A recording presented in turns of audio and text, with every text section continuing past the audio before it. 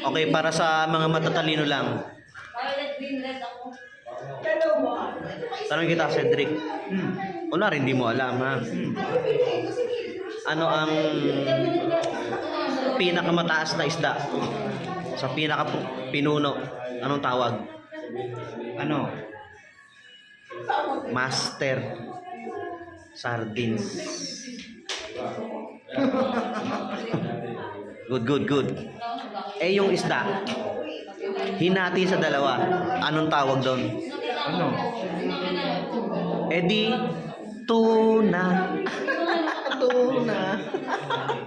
Nakakatawa, di ba? Tsaka pang matalino yung mga joke mong yan. Tawan-tawa nga ako Eh, halimbawa, hinati sa tatlo. Ano nang tawag doon? Ano? Eh di, 5. Tuna, tapos 5. Nakakatawa, di ba? Sige. Hinati natin. Ulit. Ang sunod. Hinati natin sa 1,000 yung isda. Ano nang tawag doon? Ano? Eh di... Nag-joke ka na naman. Yes ma'am, video eh.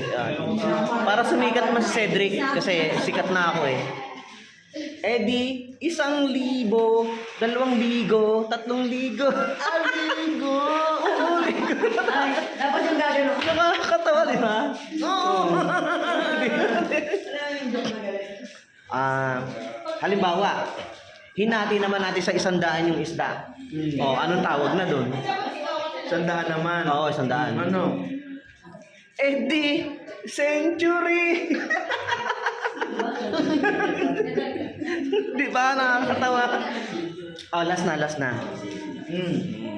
Ano mo, dahil natatawa ka, matalino ka. Pag matalino yung mga joke ko Hindi eh. na ako makaget over. Eh halimbawa, hinati natin sa 1,000,000 yung isda. Anong tawag na doon? Ano? Eh di mega sardines! Nakakatawa din. Sakit na ng jam ko. Nasakit na yung tiyan eh. Baka ma-hospital pa. Sige na.